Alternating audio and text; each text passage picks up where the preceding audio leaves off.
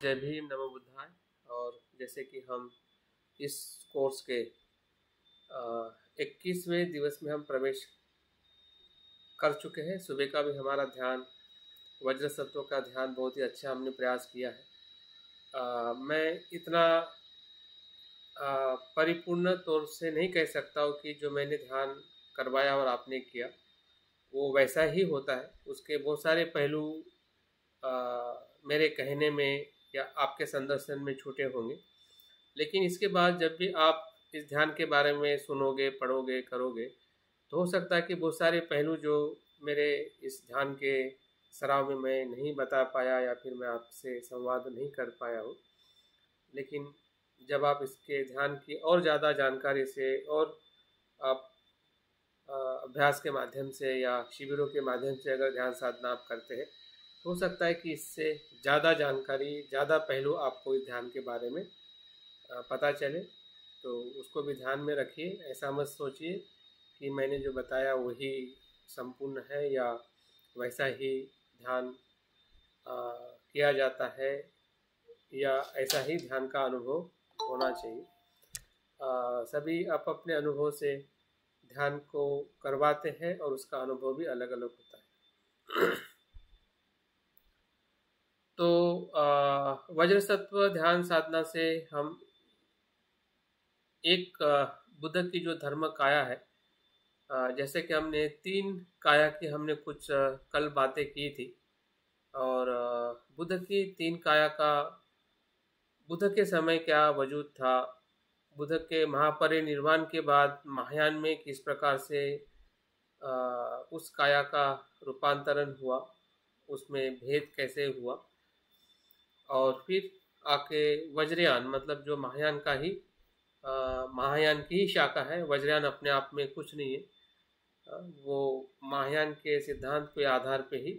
वो वज्रयान का निर्माण हुआ है। तो वहाँ पे भी हमें धर्म काया का एक नया स्वरूप जिसे हम संभोग काया के तौर पे उसका विकास होते हुए हमें दिखाई देता है। तो ये तीनों काया का ही एक ऐसा कह सकते हैं कि जैसे कि हम बुद्ध धम्म संघ जैसे हमारे शरण गमन में हमारे आध्यात्मिक विकास और जीवन में महत्व के है और उसको हम पूरी तरह से समझना चाहते हैं, समझने का हम प्रयास कर रहे हैं। उसी अगर परिप्रेक्ष्य में अगर हम 3 बुद्ध की काया को देखें तो उससे भी हमें वही संदर्भ या वही तत्व हमें ढूंढना है जो हम बुद्ध धम्म संघ में अभ्यास करते हुए सांस्कृत शरणगमन से हम परिणाम कारक शरणगमन की तरफ जाते हैं और परिणाम कारक शरणगमन से हम सत्य की शरणगमन की तरफ जाते हैं। तो उसी के ही प्रवास में या उसी के ही धम्म मार्ग में ये जो बुद्ध की जो 3 काया जो है इसका हमें अभ्यास करना, उसके बारे में सही जानकारी रखना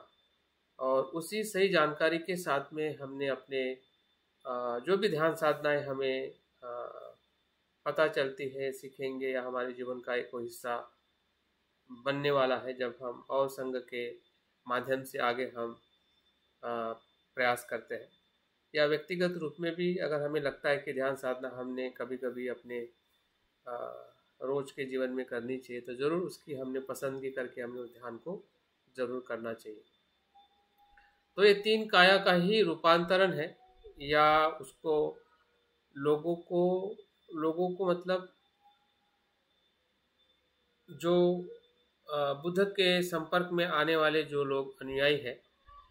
या प्राणी है, मनुष्य प्राणी है, उनको उस 3 काया का दर्शन अलग अलग माध्यम से कराने का प्रयास ही बौद्ध धर्म का प्रचार प्रसार रहा है, जिसको हम बुद्ध की शिक्षा का आचरण और प्रचार प्रसार जिसे कहते हैं। तो उसके भीतर जो आचरण का जो अनुभव जो है वो इन 3 कायाओं के माध्यम से ही विकसित हुआ है और उसी के माध्यम से लोगों ने बोधिसत्व के उस पद को या उस अवस्था को प्राप्त करके हजारों लाखों लोगों का कल्याण किया है। अगर हम आज के ऐतिहासिक बोधिसत्व के रूप में अगर हम बाबा साहब आम्बेडकर जी को देखते हैं या संरक्षित उर्गेन संरक्षित जी को देखते हैं, दलाई लामा है, ऐसे जो भी उस अवस्था तक पहुंचने वाले व्यक्ति के उनको कार्य को और उनके समर्पण को देखते हैं और उनके आचरण को देखते हैं, तो हमें निश्चित ही उस बोधिसत्व के भीतर जो उनकी जो एक अनुभूति है बुद्ध धम्म संघ के प्रति या इन तीनों काया के प्रति, बुद्ध की निर्माण काया हो या धर्म काया हो या संभोग काया हो, इसका कहीं ना कहीं हमें उनके व्यक्तित्व में हमें संबंध या उसका अनुभव हम ले सकते हैं कि सही में इन व्यक्तियों ने इसी के अनुभव के कारण ही वो इतना महान, इतना लोक कल्याणकारी कार्य कर चुके हैं या कर रहे हैं। तो आज हम उसी के ही परिप्रेक्ष्य में जो उसी से आई हुई जो 5 ध्यानी बुद्ध है और इसी 5 ध्यानी बुद्ध की जो 5 प्रकार की प्रज्ञा है, जिस प्रज्ञा को ये 5 ध्यानी बुद्ध दर्शाते हैं, और ऐसा हम कह सकते हैं कि जो बुद्धत्व जो है ये बुद्धत्व के 5 पहलू है। जैसे कि डायमंड होता है, उसके अलग अलग स्तरों से उसको डायमंड को निखारा जाता है और ताकि उसका जो मूल्य जो है वो संसार में सर्वश्रेष्ठ हो। तो बुद्ध के भी बुद्धत्व के जो गुण है और विशेषता 5 प्रकार की बुद्ध की या बुद्धत्व की जो प्रज्ञा होती है, उस 5 प्रकार की प्रज्ञा को 5 ध्यानी बुद्ध के माध्यम से उसको दर्शाया गया है, या उसकी जो प्रतीकात्मक या आदर्श जो प्रतिकृति है या आदर्श जो स्वरूप जो है उसका निर्माण किया गया है, ताकि जो बुद्ध के संपर्क में या बुद्ध के पथ पर चलने वाले जो अनुयायी हैं या मनुष्य प्राणी हैं उसको सहजता से बुद्धत्व का लाभ हो सके। देखते हैं तीन काया का फिर से हम पंचध्यानी बुद्ध मंडल के तरफ जाने के पहले थोड़ा अवलोकन कर लेते हैं और समझने का प्रयास करते हैं कि बुद्ध की 3 काया का तत्व दर्शन क्या है। शब्दों में हमें पता है कि निर्माण काया, संभोग काया और धर्म काया। ये शब्द हमें हमेशा जहन में होने चाहिए जब भी हम निर्माण काया और धर्म काया की बात करते हैं। तो मैं फिर से आपको बता के बात स्पष्ट करना चाहता हूँ, और हमें हमेशा अपने लिए और औरों के लिए भी स्पष्ट रहना है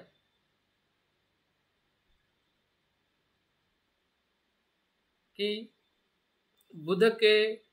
अस्तित्व के समय जब बुद्ध ने बुद्धत्व प्राप्त किया और बुद्धत्व प्राप्त करने से लेके महापरिनिर्वाण तक जो निर्माण काया और धर्म काया में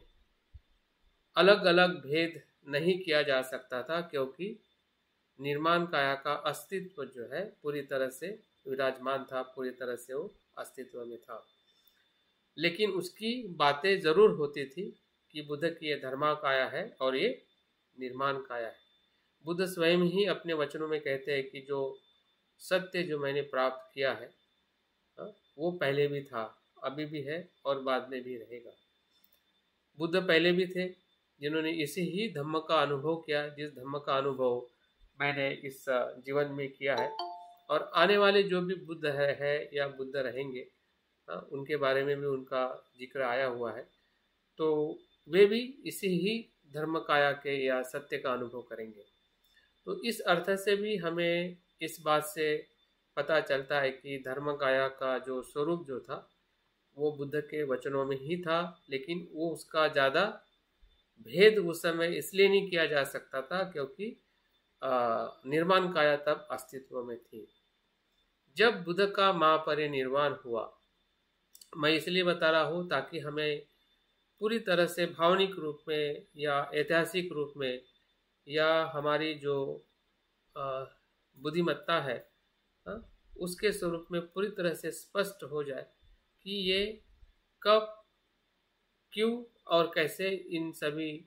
आज हम एक साथ में तीनों काया को देख रहे हैं। तो इसका स्वरूप किस समय किसके कारण ये अलग अलग आज हम उसको देख रहे हैं। लेकिन जब आज अलग अलग देखते हुए भी उसका अनुभव एक ही है। अगर हम धर्म काया को जानते हैं तब भी हम संभोग काया और निर्माण काया को जान सकते हैं। अगर हम संभोग काया को जानते हैं तब हम निर्माण काया और धर्म काया को जान सकते हैं। इसमें ऐसा बिल्कुल नहीं कि एक काया जानने से हमें दूसरे दो काया का अनुभव नहीं होता है। और इसलिए वो अलग अलग होते हुए भी जब अनुभव के तौर पे जब उसको हम किसी भी काया से हम संपर्क में आते हैं अपनी ध्यान साधना के माध्यम से, तो हमें तीनों काया का दर्शन होता है, तीनों काया को हम जान पाते हैं। तो इसलिए हमें उसमें ज़्यादा अलग अलग करने की जो हमारी प्रवृत्ति है कि ये ऐसा है वो वैसा है, जैसा हम उस मन से हमेशा हम देखते हैं, तो उसको थोड़ा छोड़ते हुए मध्यम में आके हमें देखना है। क्योंकि कोई भी धम्म जो है या कोई भी वचन है, कोई भी बातें अगर हम समझना चाहते हैं, अगर हम मध्यम में आके नहीं समझ पाते हैं, नहीं देख पाते हैं, तो बुद्ध के वचन भी हमारे लिए अबोध बन सकते हैं। क्योंकि बुद्ध का हर एक वचन मध्य में है, बुद्ध का कोई भी वचन एक्सट्रीम नहीं है। और बुद्ध वचन से आया हो या बुद्ध के बाद जो भी बौद्ध धर्म के जो अलग अलग परंपराएं निर्माण हुई हो, किसी का भी वचन एक्सट्रीम नहीं है। लेकिन हम हमेशा एक्सट्रीम में देखते हैं कि ये है, वो है, ये इससे अलग है, ये उससे अलग है। और उस दृष्टि से अगर हम किसी वचन को, किसी शब्द को या किसी सिद्धांत को लेते हैं, तो हम सही अर्थ में बुद्ध के वचन को हम समझ नहीं पा सकते। और इसलिए वज्र सत्व ध्यान साधना में हमने पहला ही शुद्धिकरण का जो उन्होंने बताया है कि ऐसा अगर हमारे मन में है, उसकी हमें शुद्धि करना बहुत जरूरी है। क्योंकि अभी हम जो धम्म पढ़ रहे हैं उसमें सब कुछ बातें हैं, उसमें सब कुछ आपको इतिहास में, दर्शन में, हर एक चीजें के साथ बुद्धिज्म हमारे सामने आएगा। बनते संरक्षित जी ने हमारे बीच में रखा है। अगर हम किसी को क्रिटिस करेंगे या किसी को स्वीकार करेंगे, किसी को स्वीकार नहीं करेंगे, या फिर हम किसी को पढ़ेंगे किसी को नहीं पढ़ेंगे, क्योंकि हम उसके परिप्रेक्ष्य में उसको छोड़ते हैं, उसके परिप्रेक्ष्य में हम इसको छोड़ते हैं, तो उस प्रकार से अगर हमारी दृष्टि है तो ये हमारा अकुशल कर्म है। और उस अकुशल कर्म से मुक्त होने के लिए वज्र सत्व ध्यान साधना से हमें मदद मिल सकती है या मदद ले सकते हैं। तो यहाँ पे भी जो बुद्ध की तीन काया को अगर हमें समझना है, तो बुद्ध के समय जैसा बनते संरक्षित जी ही इसके बारे में वर्णन करके बताते हैं कि बुद्ध के समय इन दोनों काया का भिन्न करना, अलग अलग करना और उसके बारे में भेद करके ज़्यादा बताना वो तब आवश्यक नहीं था। लेकिन बुद्ध के महापरिनिर्वाण के बाद बुद्ध के अनुयायी को ये समझना जरूरी पड़ा, और कुछ अनुयायी ने उसको समझना चाहा, जिसको हम महासांगिक कहते हैं। जो संघ में जो भेद भी हुआ है, भेद होने के कारण कुछ विनय के नियम थे, लेकिन उसके साथ साथ में इसके प्रति भी लोगों का जो देखने का नजरिया जो था, बुद्ध के निर्माण काया के साथ में बुद्ध की धर्म काया को अलग करके देखना, और वहां से महासांगिक की जो परंपरा है, और फिर बाद में कनिष्क के समय जो महायान परंपराओं का या उसके बीच में जो भी साहित्य की रचना हुई, फिर वो ललित विस्तार हो या महावस्तु हो या फिर सद्धम्म पुंडलिक हो या फिर सुखावती व्यू हो, तो इस प्रकार के जो भी महायान साहित्य की जो रचना है उसके बाद में होने लगी, तो उसमें कहीं ना कहीं बुद्ध के जो धर्म काया के रूप को ज़्यादा स्वीकार किया गया, क्योंकि धर्म काया का रूप ही शाश्वत था। वही बुद्ध से शाक्यमुनि बुद्ध को भी समझना सरल हो रहा था, क्योंकि शाक्यमुनि बुद्ध की जो निर्माण काया जो है वो अभी अस्तित्व में नहीं थी, सिर्फ उनके स्तूप या उनकी अस्थियां ही प्राप्त थी। लेकिन बुद्ध के शुद्ध रूप को अगर कहीं से समझना है, तो बुद्ध के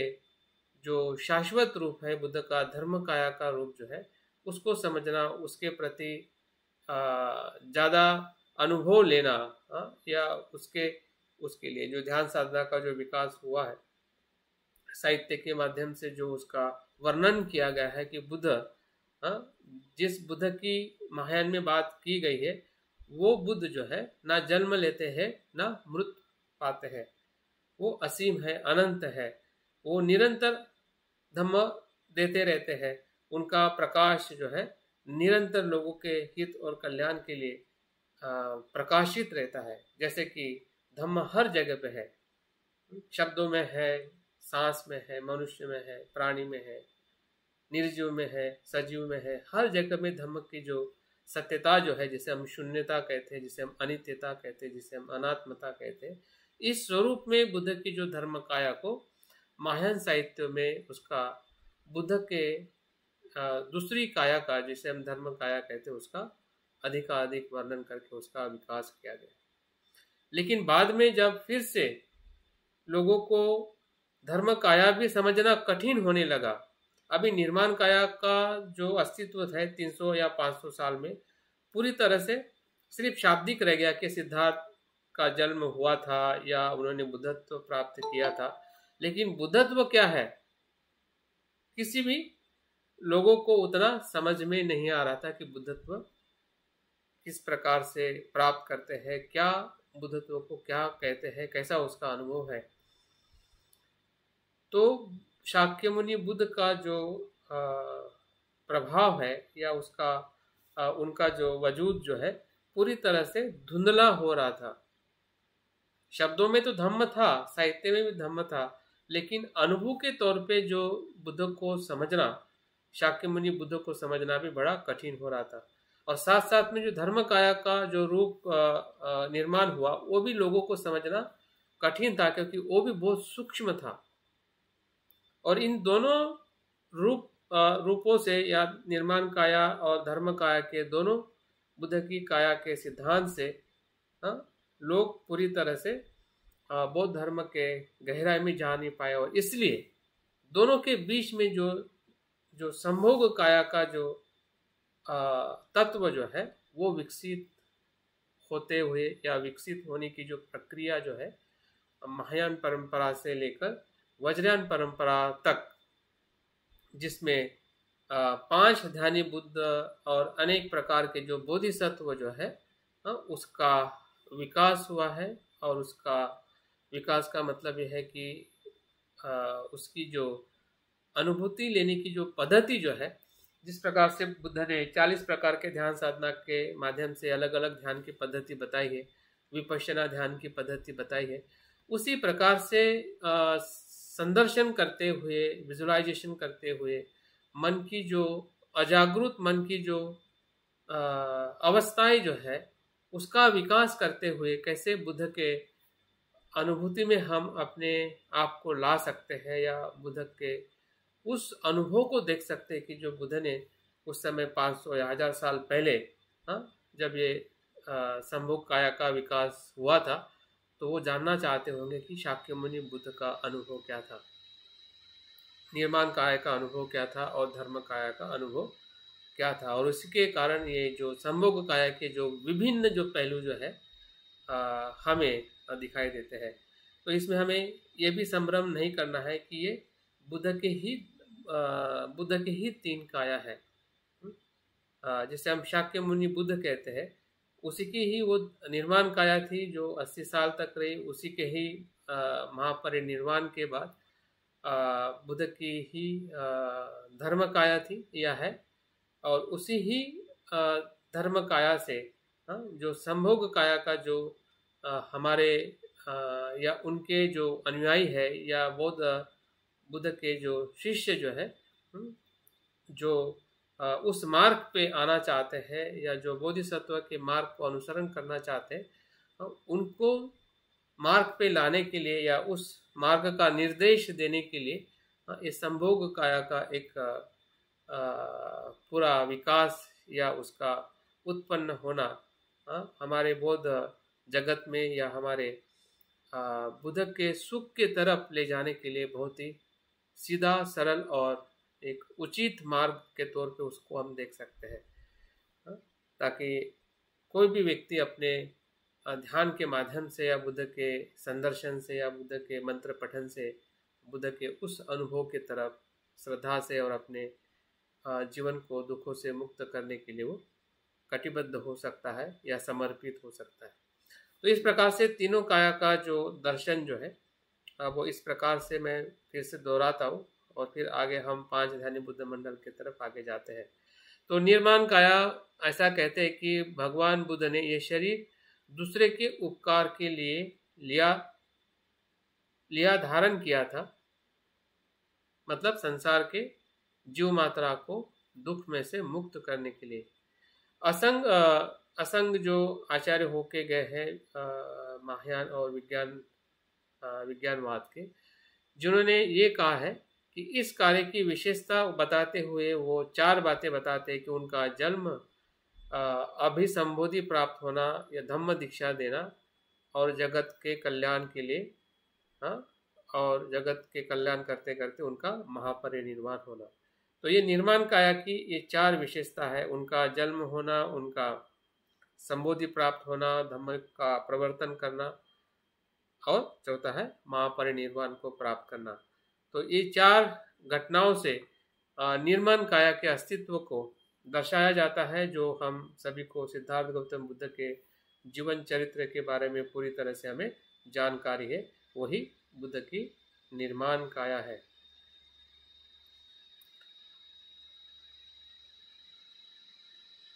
अभी हम धर्म काया को देखते हैं, बाद में हम संभोग काया की तरफ आते हैं। बुद्ध की जो धर्म काया जो है वो बुद्ध की वास्तविक और परमार्थभूत शरीर है। ये काया शब्दशः निर्वचनीय है। महायान सूत्र अलंकार तथा सिद्धि में, जो बहुत ही महत्वपूर्ण महायान का ग्रंथ है, उस ग्रंथ में इसका नाम स्वाभाविक काया कहा गया है। इस काया का जो गुण है, स्वरूप है, वो अनंत है, अपरिमेय है, सर्वत्र व्यापक है, और ये संभोग काया तथा निर्माण काया का ये आधार भी है। ये वही काया है जिससे निर्माण काया भी इसी से उत्पन्न होती है, जब सत्य को जो व्यक्ति समझ लेता है, जान लेता है, उसी को ही हम बुद्ध कहते हैं या उसी को हम बुद्धत्व कहते हैं। और इसी ही संभोग इसी के ही धर्म काया के माध्यम से जब बोधिसत्व के रूप में, जो अलग अलग बोधिसत्व के रूप में जब वो लोगों से संपर्क करता है, लोग उनसे संपर्क करते हैं, तो उसी को ही संभोग काया कहा जाता है। तो इस प्रकार से धर्म काया का जो अस्तित्व जो है वो निर्माण काया और संभोग काया दोनों का आधार है। वो एक दूसरे से बिल्कुल भिन्न नहीं है। उसको अलग अलग देखते हुए भी हमें उसको अभिन्न देखना है, यही शून्यता है। जब हम उसको अलग अलग देख के भी समीप देखते हैं, हम अलग अलग है लेकिन एक है। अभी अलग अलग इसलिए है क्योंकि आपका शरीर अलग है, मेरा शरीर अलग है। आप वहां पे बैठे हो, मैं यहाँ पे बैठा हूँ। आपका स्वभाव अलग है, मेरा स्वभाव अलग है, तो इससे हम जरूर अलग अलग है। लेकिन अगर हम तत्वता देखें कि आपका जन्म होना, आपका बूढ़ा होना, आपका मरना, आपके पंचस्कंद जिस महाभूतों से ले रहे हैं या हम छोड़ने वाले हैं, वो तो अलग अलग नहीं है। तो क्या अलग है, क्या अलग नहीं है, दोनों बात को जान के जब हम किसी चीज को ग्रहण होते हैं या उस मार्ग पर चलते हैं, वही बुद्ध का मार्ग है, वही मध्यम मार्ग है। किसी भी ही वस्तु को, किसी भी शिक्षा को या किसी भी घटना को अगर आपको ग्रहण करना है, हम कर रहे हैं, तो हमने दोनों एक्सट्रीम को जानते हुए, दोनों बातों को जानते हुए जो मध्यम जो है उसको समझना, उसके साथ में चलना, मतलब आध्यात्मिक जीवन की सही अर्थ में हम गति दे रहे हैं या हम आध्यात्मिक जीवन का विकास कर रहे हैं, ऐसा हमें स्वयं ही अनुभव हो।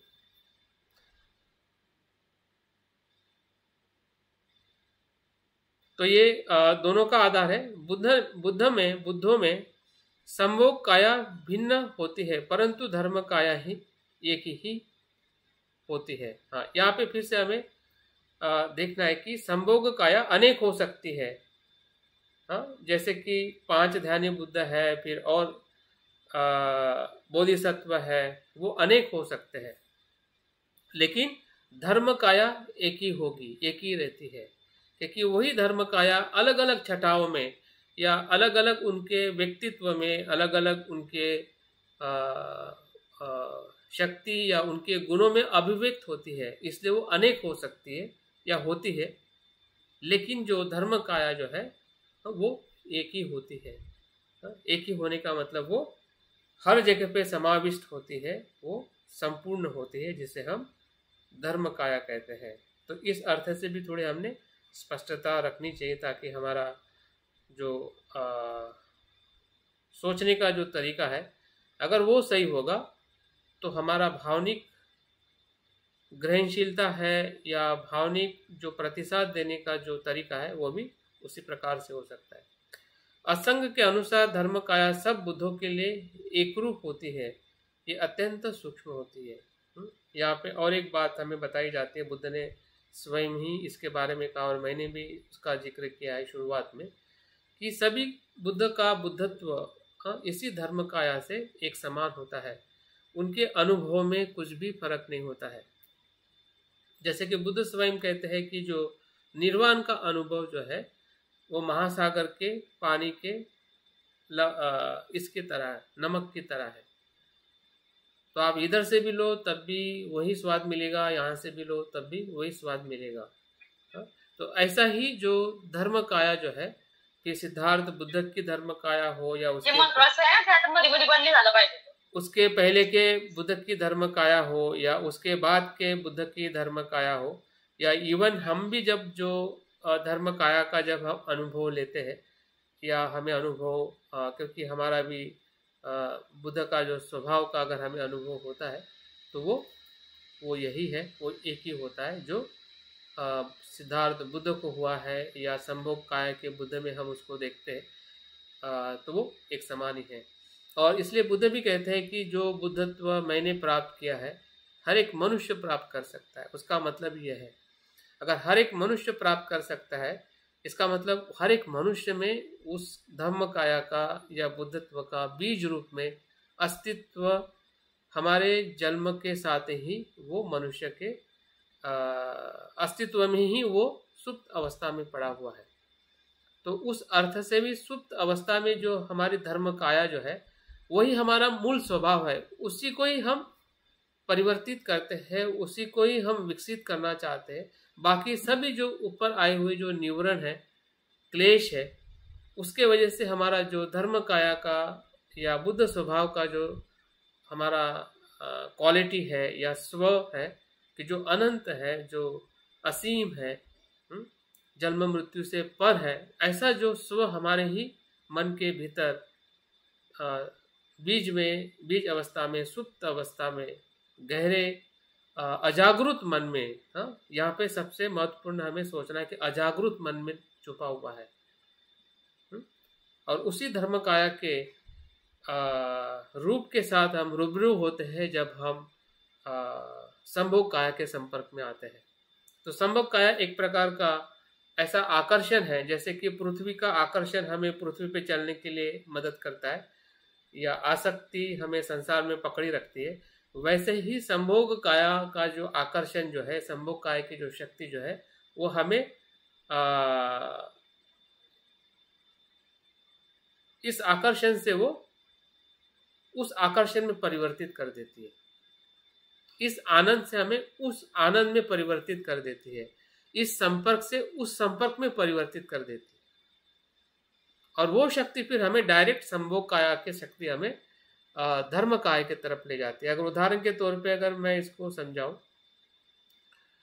तो सैटेलाइट उड़ते हुए या सैटेलाइट जब स्पेस में भेजा जाता है तो उसका आपने कभी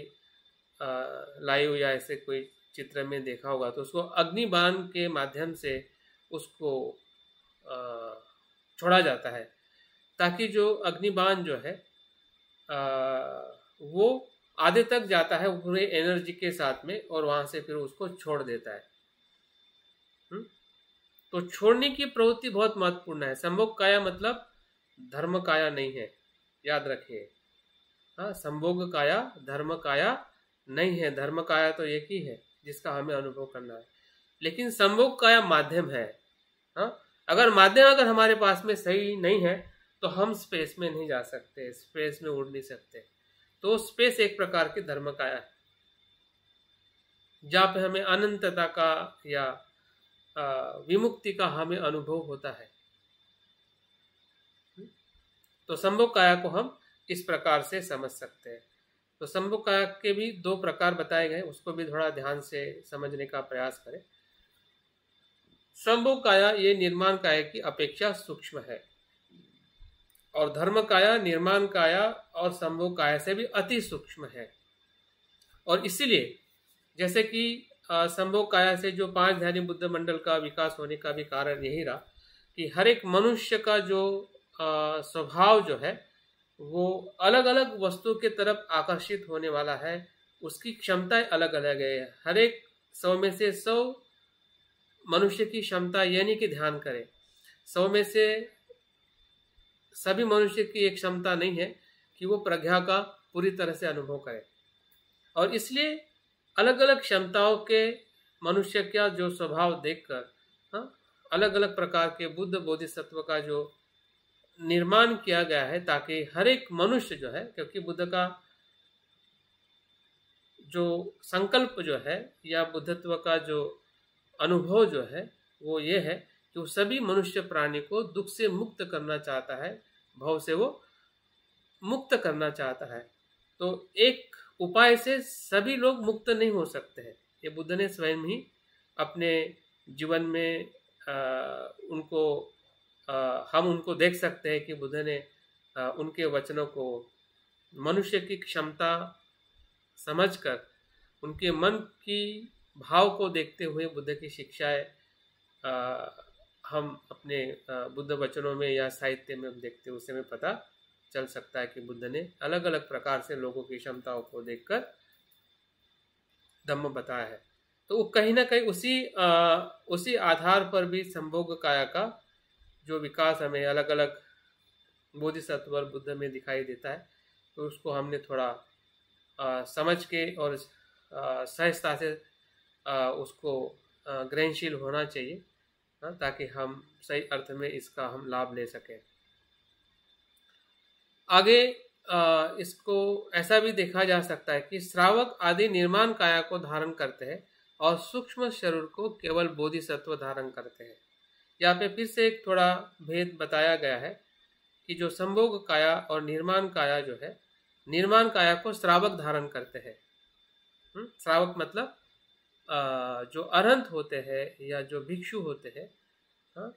अब वो उसको धारण करते हैं, वो उसका अनुसरण करते हैं। लेकिन बोधिसत्व जो होते हैं वो संभोग काया को धारण करते हैं या उसकी प्रेरणा से वो आगे बढ़ते हैं। तो संभोग काया का जो 2 प्रकार से उसका वर्णन किया गया है, तो उससे हम और ज़्यादा हमें समझ में आ सकता है कि वो 2 प्रकार की संभोग काया बताई जाती है। एक पर संभोग काया है और एक स्व संभोग काया है। तो स्व संभोग काया का मतलब यह है कि केवल ये बुद्ध का अपना विशिष्ट शरीर है।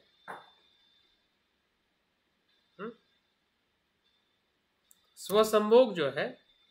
ये बुद्ध का ही, वो उनका खुद का शरीर है। और जो पर संभोग जो है वो बोधिसत्व का स्वरूप है, बोधिसत्व की काया है। और इसी काया के द्वारा बुद्ध ने महायान सूत्रों का उपदेश दिया है। संभोग काया अत्यंत प्रभास्वर शरीर है, जिसके अभी इसका जो गुण जो बताया है वो भी ध्यान से सुने, ताकि हमें संदर्शन करते समय उसका हम आधार ले सके कि संभोग काया का स्वरूप कैसे होता है, उसमें क्या गुण होते हैं। तो ऐसा बताया जाता है कि संभोग काया अत्यंत प्रभास्वर शरीर है। प्रभास्वर मतलब तेजस्वी, तेज से भरी हुई या प्रकाश से भरी हुई, जैसा कि हम संदर्शन करते हुए देखते हैं। आगे उसका और एक वर्णन किया गया कि जिसके एक एक छिद्र से, अगर उस प्रकाश का एक छिद्र है तो एक एक छिद्र से प्रकाश की अनंत और असंख्य धाराएं निकलकर जगत के सत्वों को दुखों से मुक्त करती है। मतलब बोधिसत्व या जो ध्यानी बुद्ध जो है, उनके एक एक प्रकाश में, एक एक प्रकाश के छिद्र में से असंख्य प्रकाश की धाराएं निकलती है। इस प्रकार से उनका अस्तित्व जो है वो हम संदर्शन करते हैं, ताकि उस प्रकाश के संदर्शन से या उस प्रकाश के कल्पना के माध्यम से हमारी जो अजागृत जो मनो अवस्था जो है उसको हम जागृति के स्तर पे लेके आए। अगर हम ऐसा नहीं करते हैं, सपोज हम अगर इसका संदर्शन या कल्पना का विजुअलाइजेशन अगर हम नहीं करते, तो हमारा जो अजागृत मन जो है वो हमेशा ही अजागृत रहेगा, क्योंकि उसको दूसरी भाषा समझ में नहीं आती है। आप कितना भी कहो कि मैं धर्म काया को जानता हूँ, निर्माण काया को जानता हूँ, सबको जानता हूँ, लेकिन अगर हम अजागृत मन को विकसित करने का अगर हम कोई माध्यम अगर इस्तेमाल नहीं करते हैं, या उसमें हम असफल रहते हैं, या उसके प्रति अगर हमारी स्पष्टता और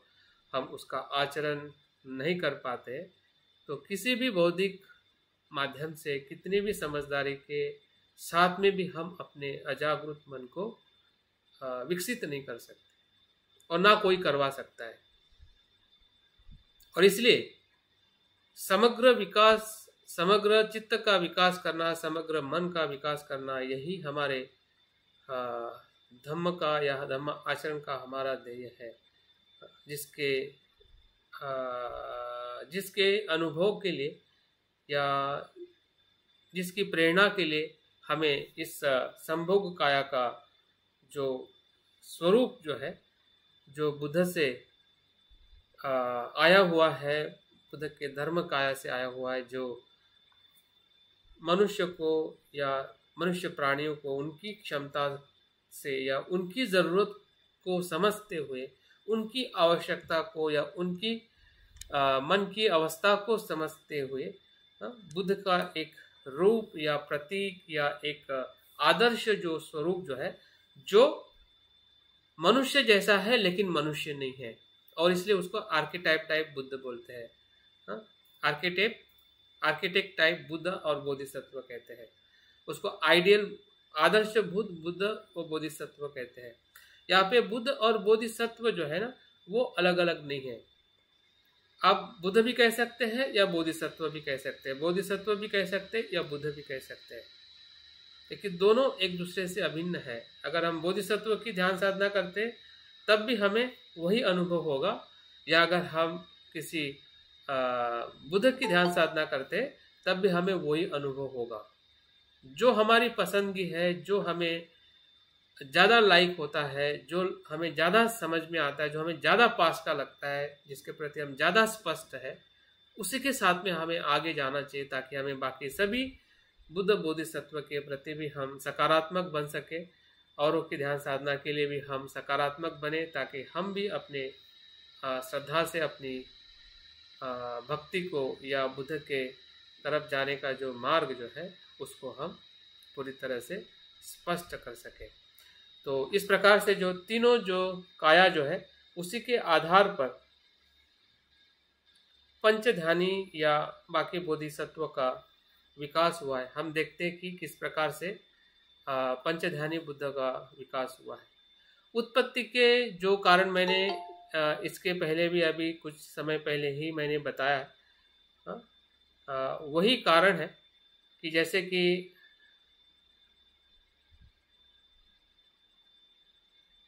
कि निर्माण काया का धुंधला होना या धर्म काया का लोगों को समझना कठिन था, और उसी के कारण संभोग काया से जो आदर्श बुद्ध जो है, जिसे हम आदर्श बुद्ध कहते हैं, या पंचध्यानी बुद्ध को ही हम आइडियल बुद्ध कहते हैं, वो एक अपने आप में ज़रूरत बनी उसको विकसित करने की, उसका विकास करते हुए लोगों को उसके प्रति जागरूक करने की, उसके प्रति लोगों को प्रचार प्रसार करने की, और उस प्रकार से बुद्धिज्म आगे जाते हुए हमें दिखाई देता है। महायान सद्धम्म पुंडलिक सुत्त में, अगर हमारे पास में एक ग्रंथ नहीं है तो जरूर इसको रखना चाहिए। ये बहुत ही काव्यात्मक और बुद्ध के धर्म काय के रूप में इसमें बहुत सुंदर ऐसा वर्णन किया है। जिस सूत्र में आदर्श बुद्ध को शाक्य मुनि बुद्ध कहा गया है, वह निश्चित तौर पे बुद्ध का मानवीय रूप नहीं है, बल्कि अनंत प्रकाश, अनंत जीव रूपी आदर्श बुद्ध है। अगर हम इस ग्रंथ को पढ़ते हैं तो बहुत सारी चीजें हमें अगर हम स्पष्ट नहीं है तो हम संभ्रमित हो सकते हैं, क्योंकि उसमें शाक्य मुनि बुद्ध के नाम से ही आदर्श बुद्ध की कल्पना की है। जो हम शाक्य मुनि बुद्ध के जीवन को जब पढ़ते हैं या जो हमें उनका जीवन चरित्र पता है, तो उनके जीवन चरित्र में ऐसी चीज़ें दिखाई नहीं देती है, चमत्कारित और उनके शरीर से प्रकाश निकलना, उनके मस्तक से प्रकाश निकलना और निरंतर वो उपदेश देते रहना, उनकी जो अनंत जो स्वरूप की जो काया जो है वो हमें शाक्य मुनि बुद्ध के निर्माण काया में दिखाई नहीं देती है। लेकिन अगर हम इस किताब को पढ़ते हैं तो उन्होंने जो किताब की रचना इसलिए की ताकि वो उस धर्म काया के, बुद्ध के उस धर्म काया के संपर्क में आ सके। ये कोई सिर्फ कल्पना मात्र नहीं है, लेकिन जब हम वैचारिक और थोड़ा विश्लेषणात्मक उसी भाव से जब पढ़ते हैं, हम थोड़ा ग्रहणशील नहीं होते हैं, हमारे अजागरूक मन की जो उसके तरफ समझने का हम प्रयास नहीं करते, तो हम उसको पूरी तरह से नकार देते हैं। मैं भी जब पहली बार एक ग्रंथ को मैं पढ़ रहा था और समझ रहा था तो मुझे भी वो चीज़ें इतनी स्वीकार्य नहीं थी। लेकिन अभी मैं उस बात को जब याद करता हूँ, समझने का प्रयास करता हूँ, वो ग्रंथ की रचना किस उद्देश्य से और किसके लिए की गई और किस चित्त को या किस प्रकार के मन को वो विकसित करने के लिए उसका वर्णन किया गया है, वो हम पे आधारित है कि हम उसको कैसा लेते हैं। उन्होंने तो अपना काम पूरा किया है, उस साहित्य की रचना करके या इस प्रकार का जो भी उन्होंने इस ध्यान पद्धति में जो संशोधन करके हमारे बीच में रखा है। लेकिन हम जब बौद्ध उपासक या बौद्ध साधक के रूप में हम कैसे पढ़ते हैं और क्या समझते हैं, ये हमारा स्वयं का ही प्रश्न है, ताकि हम उसको सहजता से समझ के हम अपने आध्यात्मिक जीवन का विकास कर सकें। महायान केवल, यहाँ पे अभी हम थोड़ा आगे जाते हैं कि महायान केवल ऊर्ध्वगामी विकास के बारे में विचार करता था, लेकिन जब से वो समांतर विकास के बारे में सोचना शुरू किया, जिसका परिणाम ये हुआ कि आदर्श बुद्ध को उन्होंने दो बुद्ध में स्थापित किया। महायान की जो परंपरा जो शुरुआत हुई थी, वो ऊर्ध्वगामी सोचते थे, उनका विचार ऊर्ध्वगामी था, डायरेक्ट धर्म काया को या बुद्धत्व को प्राप्त करने का उनका विचार था। लेकिन समांतर उस बुद्ध के अस्तित्व का क्या स्वरूप हो सकता है, उनको जब जरूरत लगी कि सिर्फ ऊपर सोचने से ही हम ऊपर तक नहीं पहुंच सकते, बल्कि हमने समांतर रूप में भी बुद्ध के अस्तित्व को या बुद्ध के प्रज्ञा को हमें देखना चाहिए, और वहीं से हमें जो आदर्श बुद्ध के आसपास में हमें दो बुद्ध की जो विचार है या उसका जो अस्तित्व जो है महायान परंपरा में दिखाई देता है कि जो आदर्श बुद्ध के दाहिने ओर अनंत प्रकाश वाले अमिताभ बुद्ध जो मैत्री का साकार रूप है, जिसका हमने थोड़ा अभ्यास और उसका ध्यान भी किया है, और जिसका प्रतीक जो है कमल पुष्प है, जो निष्क्रिय और ग्रहणशीलता का प्रतीक है, ऐसे बुद्ध का उन्होंने इधर दाहिनी तरफ जो आदर्श बुद्ध के दाहिनी तरफ एक नए बुद्ध को उन्होंने निर्माण किया, जिसके प्रति वो श्रद्धा और भक्ति से उसका आचरण करते थे, उसके बारे में वो अनुभव करते थे कि ये बुद्ध का और एक स्वरूप है जिसके तरफ हमने उसका अनुभव करना चाहिए, अमिताभ बुद्ध के नाम से। और बाई ओर बुद्ध के उसी ही धर्म काया के जो दूसरा जो पहलू था, उसको अविचलित अक्षोभ्य बुद्ध जो प्रज्ञा का साकार रूप है, जिसका प्रतीक वज्र है, जो हमेशा सक्रियता और गतिशीलता का दर्शक है। तो इन दो बुद्ध का निर्माण महायान के प्रारंभिक तबके में या प्रारंभिक स्तर पे हुआ। एक साथ में 5 बुद्ध का निर्माण नहीं हुआ। जैसे जैसे ज़रूरत पड़ी, जैसे जैसे उस समय के जो बौद्ध आचार्य रहे, विद्वान रहे या ध्यानी जो लोग थे, या हम उनके जब जीवन चरित्र के बारे में या उनके किए हुए जो रचनाएं के बारे में हम पढ़ते हैं, फिर वो नागार्जुन हो, असंग बंधु हो, वसुबंधु हो, या उसके बाद में जो भी बौद्ध महायान परंपरा के या वज्रयान परंपरा के जो आचार्य रहे हैं, तो उन रचनाओं से या उनके कार्य से आज भी भारत एक ऐसा कह सकते कि ऐसे जगह पे था कि पूरा विश्व भारत को जगत गुरु कहता था। और उसके प्रमाण में हमें नालंदा विश्वविद्यालय हो, तक्षशिला हो, विक्रमशिला हो, वल्लभी हो या उदंतपुरी हो, ये सर्व विश्वविद्यालय जो है ये इसी के ही परिणाम है। अगर वो नहीं होता तो शायद हम संभ्रमित रहते कि शायद नहीं हुए होंगे, लेकिन अगर बौद्ध की परंपरा की इतनी बड़ी विरासत अगर पहली शताब्दी से लेकर 12वीं शताब्दी तक उसका विकास होते हुए हम देख रहे, तो निश्चित ही है कि ये जितने भी महान आचार्य रहे होंगे वो निश्चित ही मन के उस सूक्ष्म अवस्था को वो समझकर जो बातें कर रहे हैं, जो बातें वो विकसित किए थे, वो निश्चित ही उस समय के लिए और आज के परिप्रेक्ष्य में भी हमारे लिए समझना बहुत ज़रूरी है। तो आदर्श बुद्ध के जो दो पहलू जो है, एक जो अनंत प्रकाश मैत्री का जो दाहिने तरफ और बाएं तरफ एक अक्षुभ्य जो वज्र के स्वरूप है, इस प्रकार की प्रज्ञा, एक मैत्री से भरी हुई प्रज्ञा, एक वज्र से भरी हुई प्रज्ञा। तो इस प्रकार से बुद्ध के स्वरूप को या बुद्धत्व के गुणों को इन चित्रों में, प्रतीकों में या बुद्ध के उस संभोग काया के रूप में उसका विकास हुआ था। आगे हम थोड़ा और आगे जाते हैं और बाकी दो बुद्ध का और क्या हुआ है। ये जो बाकी के जो दो बुद्ध जो है, जैसे कि महायान के बाद वज्रयान परंपरा आई, वज्रयान परंपरा या उसके पहले भी जो तंत्रयान का जो स्वरूप हमें सुप्त रूप में नागार्जुन से लेकर वसुबंधु या दिग्नाथ तक जो चलते हुए हमें दिखाई देता है, तो मंत्रयान परंपरा में और एक विचार मतलब बाहर आया, जिसे तंत्र में हमेशा समांतर और ऊर्ध्वगामी दोनों तरह के विचार करते थे। जैसे महायान में से तंत्रयान का जो विचार आगे आया, तो वो दोनों एक साथ में विचार करते थे, समांतर भी और ऊर्ध्वगामी भी। तो जैसे दोनों विचार करने वाले जो आचार्य या उनकी जो विचारधारा जब वो स्थापित कर रहे थे, तो उन्होंने उसी ही धर्म काया के और दो पहलुओं को उन्होंने विकसित किया। परिणाम स्वरूप फिर से दो बुद्ध का निर्माण हुआ, जिसमें आदर्श बुद्ध के ऊपर जो है कर्म करने वाले बुद्ध अमोघ सिद्धि को दर्शाया गया, और नीचे की और सौंदर्यवान बुद्ध, सुंदरता के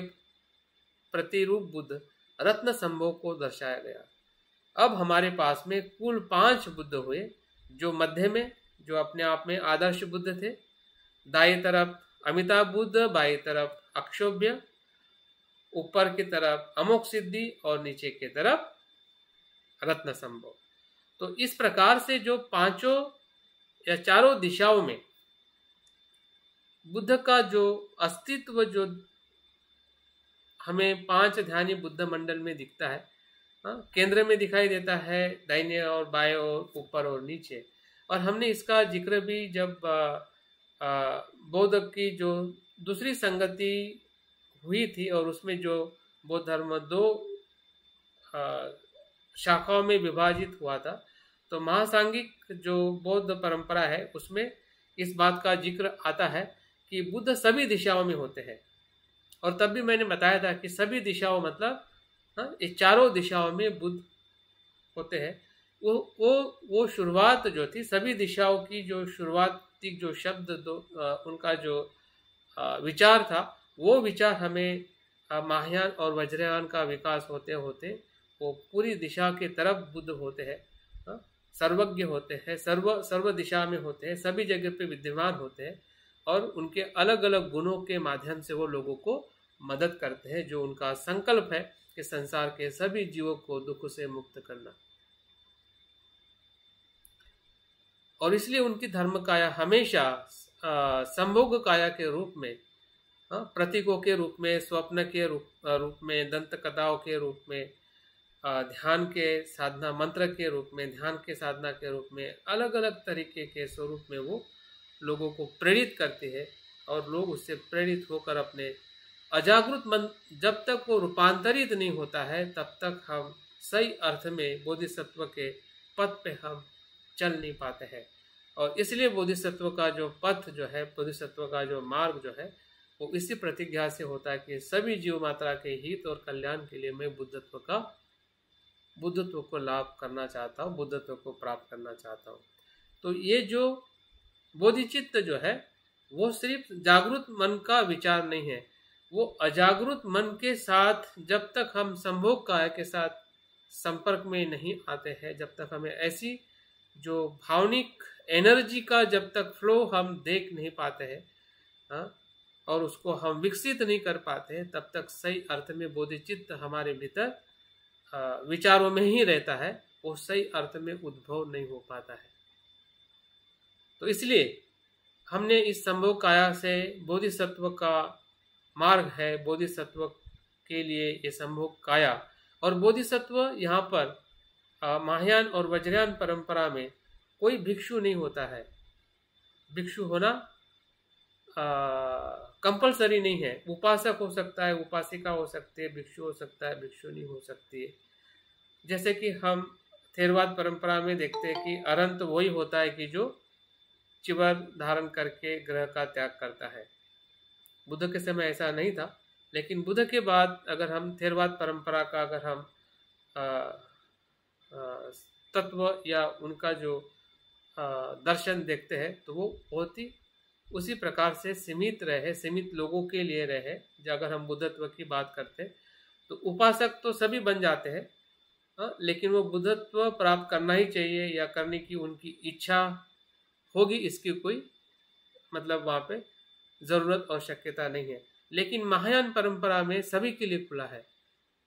और सभी के लिए अगर खुला है तो सभी की ज़रूरत भी अलग अलग हो जाती है, और उस ज़रूरत के हिसाब से बुद्ध जो है संभोग काया के माध्यम से लोगों को दुख से मुक्त होने के लिए वो मदद करते हैं। इस प्रकार से इसका दर्शन या इसका तत्व जो है हमें समझना चाहिए, ताकि हम अपने लिए जब भी हम ध्यान करते हैं तो वो सिर्फ अपने लिए नहीं होता है, बल्कि सभी संसार के जीवों को दुख से मुक्त करने के लिए होता है। भले हम स्वयं ही ध्यान करते हैं और हमें पता है कि इसका लाभ मुझे होना ही है, लेकिन जब हम संभोग काया के संपर्क में आकर ध्यान करते हैं या किसी बोधिसत्व का संदर्शन करते हैं तो उसमें सिर्फ हम स्वयं नहीं रहते हैं, तो संसार के सभी जीव उसमें समाविष्ट हो जाते हैं, जिसको हम करुणा भावना या बोधिचित्त की निर्मित करना कहते हैं। तो उसी के लिए ये बोधिसत्व के लिए ही संभोग काया का आचरण है। अगर हम अपने आप को बोधिसत्व के रूप में अपने लिए और संसार के दुखों को मुक्त करने के लिए अगर हम संकल्पबद्ध होते हैं तो निश्चित ये हमें संभोग काया हमें विकसित करनी पड़ती है, ताकि हमारी जो भावनिक जो ऊर्जा है, भावनिक जो नकारात्मकता है, उसको हम पूरी तरह से सकारात्मक कर सके और हम शुद्ध होके बुद्धत्व के उस अनुभव के तरफ हम जा सके जो हमारा लक्ष्य है। अभी हम आते हैं पंच बुद्ध की 5 प्रज्ञा। 5 बुद्ध के बारे में हम शब्द से हम जानते हैं कि ये बुद्ध है, लेकिन थोड़ा उसको और गहराई में समझने के लिए उसकी जो प्रज्ञा का भी थोड़ा हमने अवलोकन करना चाहिए, ताकि हमें पता चले कि किस बुद्ध में किस प्रकार की प्रज्ञा, मतलब किस प्रकार का जो देखने का प्रज्ञा का देखने का जो तरीका जो है पांचों बुद्ध में अलग अलग हमें दिखाई देता है। अगर हम इसको इसको अगर हम तीन काया में अगर विभाजित करते हैं, जो बुद्ध की निर्माण काया है या धर्म काया है और संभोग काया है, तो इसमें भी हमें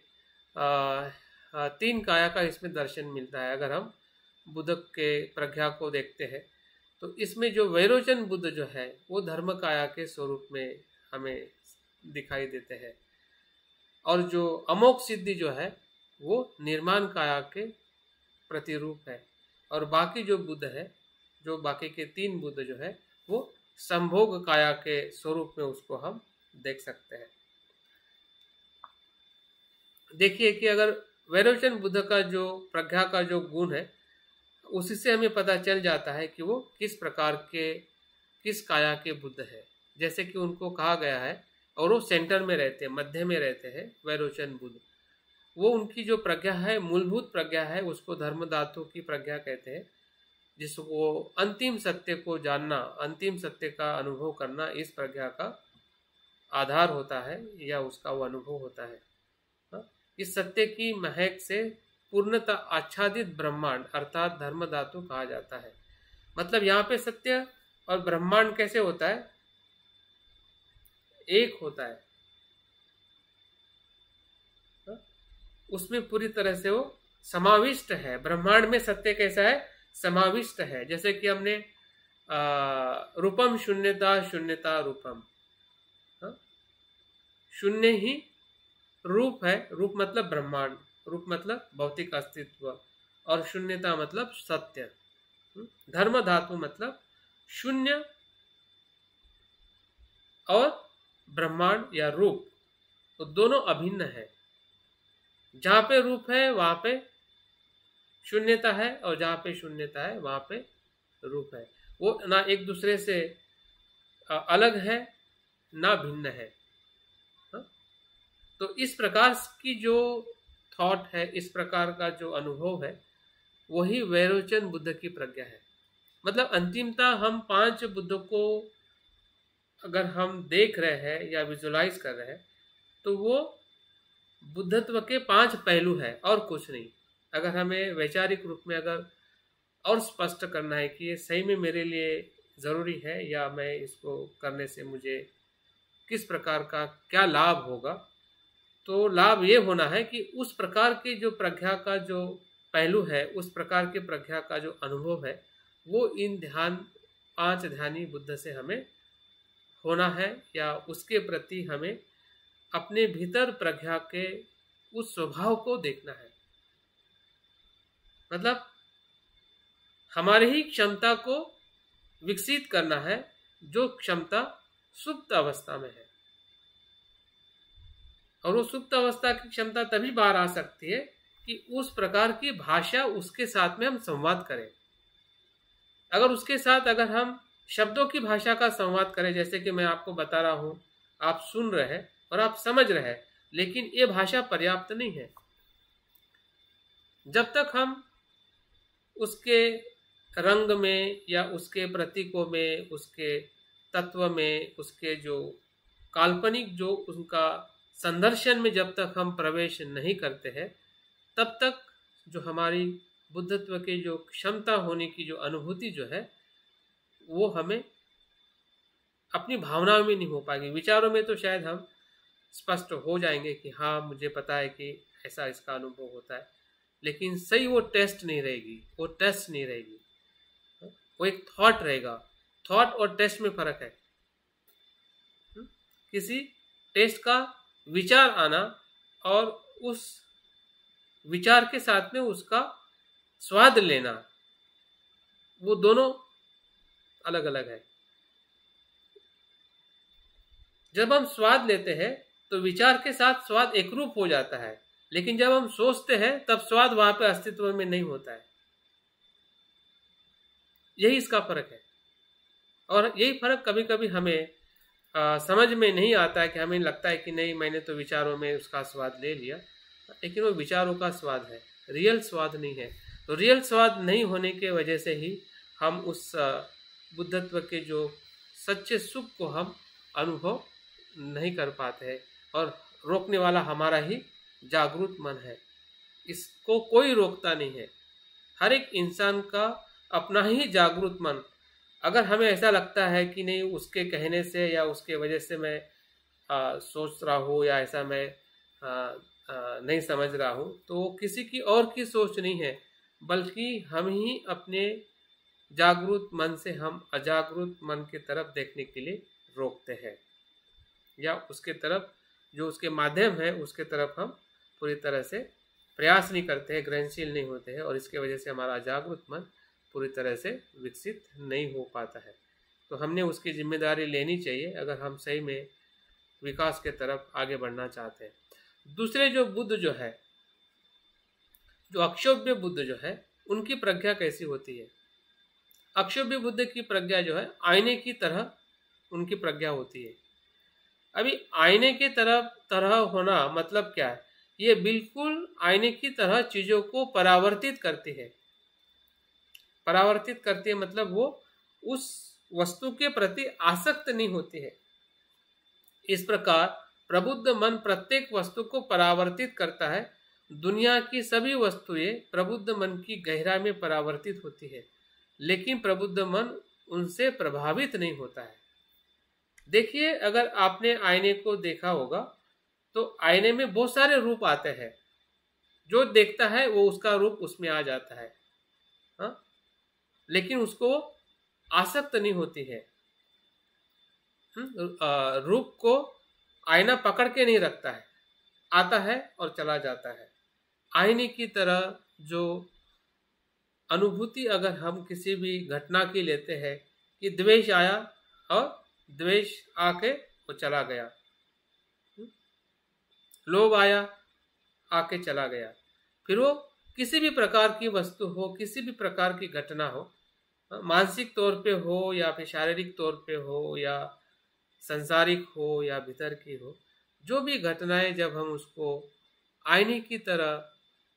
आईने में जैसी वस्तु आती है जाती है, उसी प्रकार से जब हम अपने चित्त से देखते हैं, ऐसी जो प्रज्ञा जो है वो अक्षोभ्य बुद्ध की है। अर्थात उसमें आसक्ति नहीं होती, यह प्रतिबिंबित करता है लेकिन आसक्त नहीं होता है। प्रतिबिंब आता है, द्वेष आना और द्वेष करने में फर्क है। द्वेष आना वो सहज है कि द्वेष आता ही है, लोभ आता ही है, आएगा ही, हाँ? लेकिन अगर अनासक्त है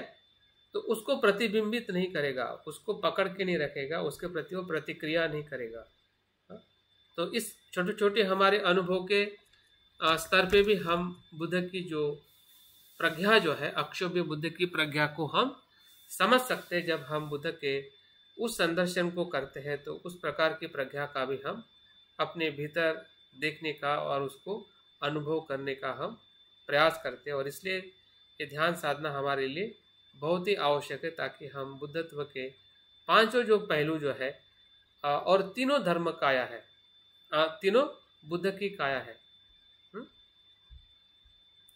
पांचों बुद्ध जो है और तीन बुद्ध की काया है, इन सभी का हमें एक साथ में अनुभव उसमें हमें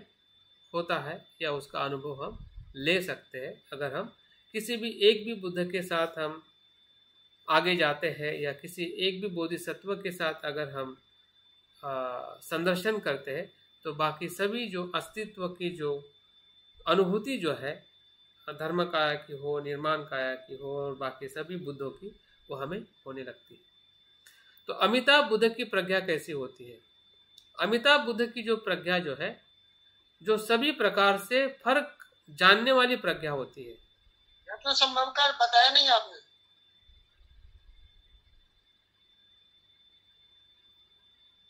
रत्न संभव की प्रज्ञा नहीं बताई। हाँ, रत्न संभव बाकी रहे, थैंक यू। तो रत्न संभव जो है उसकी जो प्रज्ञा जो होती है, समानता की प्रज्ञा होती है। प्रबुद्ध मन सभी वस्तुओं की और संपूर्ण वस्तुनिष्ठ तौर पर देखता है, साक्षी भाव से देखता है। एक जैसा सत्य और समान सत्य सभी वस्तुओं में देखता है, अर्थात समान शून्यता सभी में देखता है। इसीलिए सभी की ओर उसकी प्रवृत्ति समान होती है। जैसे कि स्त्री पुरुष, फूल, वृक्ष, घर, सूर्य सभी को समान भाव से देखता है। किसी भी प्रकार से उसके चित्त में भेद नहीं होता है, पूरी तरह से समानता। स्त्री हो चाहे पुरुष हो, दोनों में शून्यता है, दोनों भी वही तत्व है कि जो स्त्री में है वही पुरुष में है, फूल में है, पेड़ में है, सूर्य में है, घर में है। ऐसी कोई चीज नहीं है जिसमें सत्यता का अनुभव जो है समानता का न हो। सभी सत्य जो है सभी में समान है। तो इस प्रकार से जब हम रत्न संभोग की प्रज्ञा को देखते हैं तो हमारे भीतर भी समानता के भाव से हर एक जीव को देखना, हर एक घटना को देखना, हर एक वस्तु मात्रा को देखना, अंदर है बाहर है, कुशल है अकुशल है, सकारात्मक है नकारात्मक है, सभी जगह पे जब हम समत भाव से जब चीज़ों को देखते हैं तो हमारी प्रज्ञा का अनुभव भी हम उस स्तर में लेके जा सकते हैं जो स्तर रत्न संभव की प्रज्ञा का है। और यही लाभ हमें जब हम संदर्शन करते हैं या बोधिसत्व को अगर हम कल्पना के माध्यम से जब उसके क्वालिटी को, उनके प्रतीकों को, उनके रंग को, उनके जो भी उनकी जो एक पूरी अस्तित्व है, व्यक्तित्व को जब हम अपने मन में निर्माण करते हैं तो हमारे भीतर भी उस प्रकार की प्रज्ञाएं उस प्रतीक के माध्यम से, उस रंग के माध्यम से, उनके उस पूरे व्यक्तित्व के माध्यम से हम उसको डायरेक्ट रियलाइज करते हैं। इसमें कोई बीच में नहीं, ना उसमें शील है, ना समाधि है, ना कुछ है। डायरेक्ट प्रज्ञा, डायरेक्ट उसका एक्सपीरियंस हमारे अजागृत मन को, जो अजागृत मन पे ही हम सब कार्य करते हैं। शील का पालन हो, शील का टूटना हो या ध्यान का आचरण हो, सब कुछ हम अजागृत मन को विकसित करने के लिए ही करते हैं। तो डायरेक्ट अजागृत मन जहां से डायरेक्ट रूपांतरित हो सकता है, हम वहीं पे डायरेक्ट कार्य कर रहे हैं। तो इसलिए इसमें जो विकास करने की जो गति जो है वो बढ़ जाती है। और गति बढ़ना मतलब यह है कि हमारे जो अनित्य जीवन में, जिस जीवन का हमें भरोसा नहीं है, उस जीवन में अगर ऐसा हमें मार्ग मिल जाए तो निश्चित ही है हमारी जो कार्य करने की क्षमता जो है या बुद्धत्व के तरफ जाने का हमारा जो भाव है, श्रद्धा है, वो पूरी तरह से विकसित होकर हम आगे जा सकते हैं। इसी प्रकार से अमिताभ बुद्ध की जो प्रज्ञा जो है वो सभी प्रकार के फर्क जानने वाली प्रज्ञा है। यहाँ पे पहली प्रज्ञा से वो अलग है, लेकिन ये भी एक प्रज्ञा ही है। इस प्रबुद्ध मन न केवल वस्तुओं की एकरूपता बल्कि उनकी भिन्नता भी साथ साथ दिखाता है। वो एकता और विभिन्नता को वो एक साथ में दिखाता है। प्रबुद्ध में एकता और विभिन्नता को बिल्कुल उसी समय वही देखता है, अर्थात एकता और भिन्नता, अद्वैतता और अनेकवाद के दोनों अलग अलग न होते हुए एक है ऐसा दिखना, ऐसा उसका अनुभव होता है। मतलब प्रज्ञा इस प्रकार की है जो एक ही साथ में दोनों बात देखता है। जैसे कि हमारी कुशल का भी देखना और अकुशलता को भी देखना, नकारात्मकता को भी देखना और सकारात्मकता को भी देखना, मतलब दोनों पहलुओं को एक साथ में ही देखने की जो और उसमें फर्क भी करना कि ये कुशल कुशल है और अकुशल अकुशल है। तो वो जो प्रज्ञा जो है वो अमिताभ बुद्ध की प्रज्ञा है। और इसके कारण अमिताभ बुद्ध जो है अनंत मैत्री और करुणा से लोगों को मदद करते हैं, क्योंकि वो जानते हैं कि उस व्यक्ति को उस परिस्थिति में उसके भीतर क्या गलत है और क्या सही है, और किस प्रकार से उसे अलग अलग रहते हुए भी और एकता के साथ में आते हुए भी उसको कैसी मदद की जाए। और इस प्रकार से जो अमिताभ बुद्ध की जो प्रज्ञा जो है वो असीम मैत्री और करुणा को वो अभिव्यक्त भी करती है। तो इस प्रकार से भी हम बुद्ध के अमिताभ बुद्ध की प्रज्ञा का हम जब इसका संदर्शन करते हैं या हमने किया है, उसमें हमने देखने का समझने का प्रयास किया है कि बुद्ध की जो प्रज्ञा जो है वो पूरी तरह से हमें कुशल और अकुशल को जैसा है वैसा देखने के लिए हमें मदद करती है। और आखिरी और महत्वपूर्ण जो बुद्ध की प्रज्ञा है, अमोघ सिद्धि की जो प्रज्ञा है, वो सर्व कार्य सिद्ध प्रज्ञा है। वो सभी कार्य में परफेक्ट रहती है और संपूर्ण जीव सृष्टि के खातिर प्रबुद्ध मन समर्पित होता है। ऐसा करते समय सभी मनुष्य के कल्याण के लिए सभी प्रकार के उपाय कौशल्य का उपयोग करता है। स्वाभाविक और उत्साही रूप में प्रबुद्ध मन समस्त सत्वों की मदद करता है। तो ये जो बुद्ध जो है एक प्रकार की जो कर्म का परफेक्शन जो है, उसको अभिव्यक्त करते हैं। मतलब बुद्ध की पांचों प्रज्ञाएं जो है वो एक प्रकार से अलग अलग गुणों के माध्यम से या अलग अलग प्रज्ञा के जो बुद्धत्व के जो पहलू है, उसके माध्यम से बोधिसत्व को या मनुष्य मात्रा को मदद करने के लिए वो हमेशा चारों दिशाओं में, इस दिशा में हो या उस दिशाओं में, ऊपर हो या नीचे हो या मध्य में हो, आप जिस भी दिशा में जो भी मनुष्य जाता है और उसको बोधिसत्व के मार्ग में अगर चलना है तो किसी भी दिशा से बुद्ध जो है वो हमें मदद कर सकते हैं या हम उनकी मदद ले सकते हैं। इस अर्थ से हमने पांचों बुद्ध को पांच प्रज्ञा के माध्यम से अगर हम देखते हैं तो एक प्रकार से हम एक शब्द में यही कह सकते हैं कि वो भले उनकी जो भिन्नता हमें दिखाई देती है, लेकिन उस भिन्नता का जो एकात्मता जो है वो बुद्ध के धम्म काया के साथ में ही जुड़ा हुआ है। तो हम धम्म काया का अनुभव करने का मतलब ही यह है कि संभव काया के माध्यम से हम सहजता से अपने आध्यात्मिक जीवन की हम उन्नति कर सकते हैं और हम धर्म काया मतलब सत्यता का, बुद्धत्व का या निर्वाण का हम अनुभव ले सकते हैं। जैसे कि बुद्ध ने कहा है कि सती पठान करने से या 4 प्रकार की स्मृति से ही निर्वाण को प्राप्त किया जाता है। ये बुद्ध के जो सती पठान में वचन है, उसी प्रकार से अगर हम इस ध्यान का भी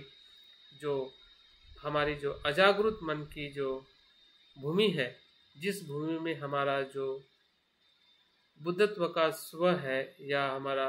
मूल स्वभाव है, सुप्त अवस्था में है, उसका अगर डायरेक्ट उसका अनुभव लेना है तो ये हमारे एक विपश्यना के ध्यान के अनुसार ही हमें इसका अनुभव होता है, क्योंकि ये 5 प्रकार की प्रज्ञा एक प्रकार की विपश्यना के ही वो 5 पहलू है, प्रज्ञा के वो 5 पहलू है। तो मुझे लगता है कि समय अभी हमारे पास में अधिक नहीं है, क्योंकि 1-2 स्लाइड मैंने इसमें और बनाए थे कि भंते संरक्षित जी के अनुसार उनके दर्शन में पूजा और भक्ति का स्वरूप क्या है, और बहुत ही महत्वपूर्ण भंते का जो इस हमारे विषय के साथ पूरी तरह से हमें समझने के लिए और हमारी और गहरी स्पष्टता करने के लिए भंते के विचारों से भी हमें कुछ बातें देखनी है, ताकि हम संघ में जो सप्तांग पूजा करते हैं, मंत्र पठन करते हैं या जो भी ध्यान साधना का हम अभ्यास करते हैं, तो भंते के अनुभव के आधार पे ही उसका हम अभ्यास और उसका आचरण करने का प्रयास करते हैं। तो इसलिए हमें भंते के संरक्षित जी के भी दर्शन में या उनके विचारों में जो उनका किताब श्रद्धा जो किताब लिखा हुआ है, उसमें बहुत ही अच्छी तरह से उसका वर्णन किया गया है। तो उसी के आधार पे मैं कुछ बात करना चाहता था, लेकिन समय के अभाव में आज मैं वो बात नहीं कर पाऊँ। लेकिन कल फिर से हम इसी विषय की श्रृंखला में इसको मैं आपके बीच में बताने का प्रयास करूँगा, ताकि हमारा जो ये विषय जो है, मतलब ऐसा कह सकते हैं कि जो उसके अलग अलग जो उसके पहलू है, जिस पहलू से हमें इस विषय की गहराई को हमें समझना है या समझने का प्रयास करना है, तो उसके तरफ हम सही तरीके से आगे बढ़ रहे हैं या उसका हमें ज़्यादा से ज़्यादा लाभ मिल सकता है। तो अभी तो हमारे पास में मुझे लगता है कि सिर्फ 3 दिन बचे हुए हैं, 15 और 16। क्योंकि 17 को अनागरिक धर्मपाल जयंती है और हमारे कोर्स का समारोपण भी है।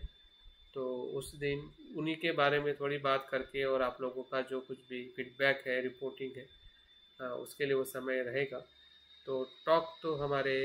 कल और परसों जो हमारे बचे हुए विषय है, उस सभी मुद्दों को मैं 2 टॉक में कवर कर लूँगा, ताकि हमारे विषय के साथ हम सही तरीके से आगे जा रहे हैं और उसका हमने अभ्यास किया है, उसका हमें खुशी मिले और हमें लगे कि हमारा अभ्यास सही तरीके से हमने किया है। तो मैं अपनी बात यहाँ पे विराम देता हूँ, और जो कुछ भी आपने सुना और इसमें अगर कुछ आपको अस्पष्ट है, कुछ बातें अगर आप और स्पष्ट करना चाहते हैं तो हमारे पास में 10 मिनट और हम बैठ सकते हैं, ताकि आप पूरी स्पष्टता से इस वर्ग को समाप्त कर सकें। सभी को जय भीम, नमो बुद्धाय। मैं यहाँ पे